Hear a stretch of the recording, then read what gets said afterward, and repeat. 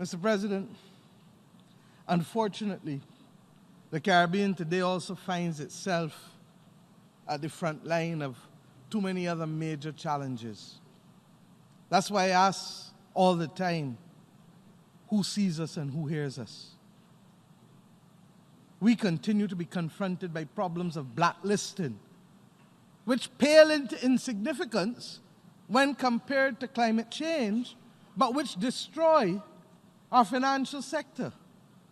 The illicit flow of weapons, such that the ease with which people can go into public spaces and shoot and kill others is now regarded as just another item on the news because we promote profit in the manufacture and trade of guns and weapons, of non-communicable diseases that strike down our people in the most insidious of ways because we allow diets that promote the prosperity of a few multinational corporations to become the norm of the day with the food that we eat and the lives that we live. And in the case within our own community, Belize and Guyana continue to face challenges to their territorial integrity. I suppose people feel that because we have talked so long about Belize and Guyana and Cuba, that we can continue to talk about climate change and these other things, and that it is okay for it to be another tick on a UN General Assembly speech. These are all threats to our stability, to the people's stability in our lands. But you know, since last we met, there are other instances and circumstances, not of our making, that may yet destabilize us. And we say it over and over, but we ask who is listening. And you know, we don't come with tales of woe only. The Caribbean has produced excellence. It really has. Nobel laureates, sportsmen who have excelled and are the best in the world of their type, artists, the best in the world of their type, leaders who have inspired previous generations and current generations. We don't come here as a proud people asking for handouts. We don't want and will not be mendicant. What we want, no, what we need is fiscal and policy space. Fiscal and policy space to achieve sustainable development, to be nimble, to adapt, and to innovate in ways that allow us to be true and faithful to the task of bringing prosperity to our people, or as in the theme of this General Assembly, to eradicate poverty, to educate our people, to include all such that there's not some outside and some inside. We want an international order equally that recognizes that there must be different policy prescriptions to suit the circumstances that we all have. And we can still be friends, small and large, north and south, Christian, Hindu, Muslim, all different races, all genders. An equitable and just international order that is truly built on the principles of justice and fairness for all and not just for some. A United Nations that recognizes that as 74 years old, we must be able to have difficult conversations as mature people and solve them. Many in the developing world were persuaded or required to abandon policies that were designed for the majority of our population to be transformed. And those policies were fashioned to adopt a consensus that was settled in Washington, D.C. and named thereafter. And that ultimately, regrettably, was about the consolidation of wealth in the hands of a very few.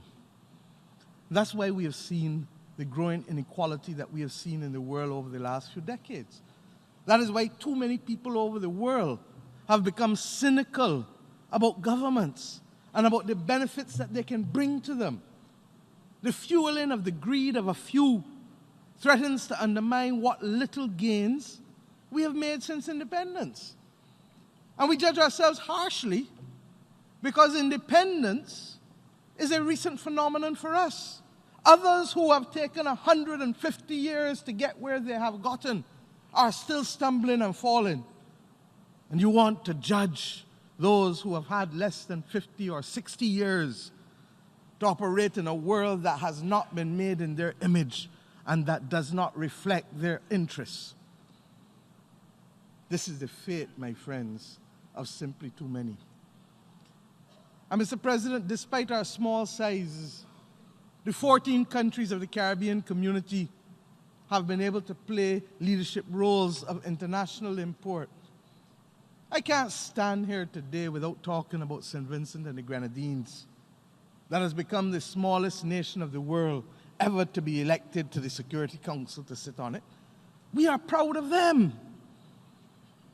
In addition, and I want to speak to this, because when CARICOM was confronted with the unfolding situation in Venezuela, I accompanied the then chairman of CARICOM, the Prime Minister of St. Kitts and Nevis, as well as the Prime Minister of Trinidad and Tobago, to meet in this building with the UN Secretary General in January of this year. And we met with many delegations, and some said we were wasting our time, and some said the time for talk was already over. And we said then, as we say almost 9 months later, the time for dialogue, the time for talk, my friends, can never be over in a world that wants peace and prosperity.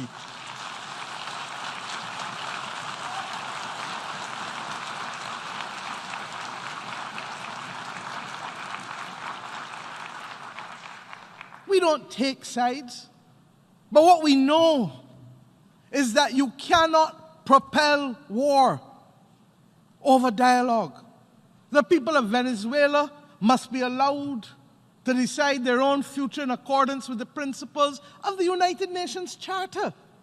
Principles of non-intervention, non-interference, prohibition of the threat or use of force, respect for the rule of law, human rights, and democracy. It is regrettable that other multilateral organizations have not followed their own charters. And that is what makes the actions of our Secretary General of the UN more laudable, for refusing to breach his own charter and take actions even though member states have hurled into the recognition of those unelected. Our Caribbean Sea must remain a zone of peace, and for that we shall fight. Mr. President, I speak plainly and without fear, because from independence, Barbados' foreign policy has been premised on the simple principle of friends of all, satellites of none. Barbados, therefore, has always remained and will remain proud to have Cuba as a treasured friend. Barbados established relationships with the People's Republic of China when others failed to.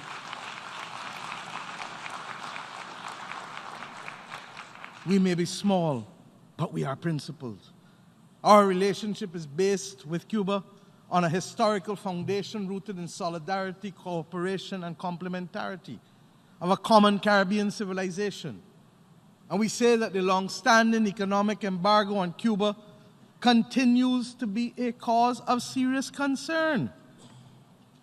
I reaffirm Barbados' strong opposition to this unilateral action, and more so, the recent activation of Article 3 of the Helms-Burton Law imposes new restrictions and further exacerbates the situation.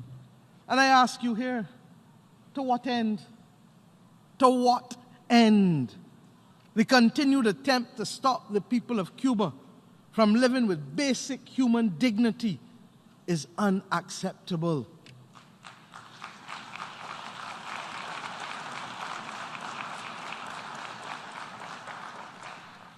Mr. President, it is time that the global community recognizes that small island developing states are truly equal partners in the international arena.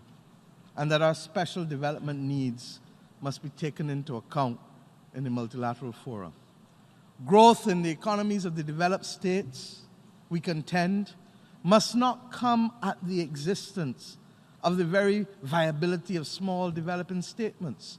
Small children have a phrase for it. They call that cowardice. They call that bullying. They call that crowding out.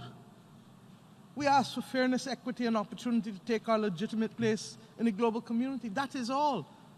That was the promise of our membership of this organization. And I know that today I have a duty to acknowledge and commend the heroic efforts of our Secretary General, Antonio Guterres, who is swimming against the rising tide of anti-multilateralism and anti-globalism, navigating the dangerous currents of dwindling resources and resisting, my friends, the efforts to set adrift all of the excellent work done over the last 7.5 decades by leaders across the world and his predecessors to ensure development, peace, and the dignity of human family.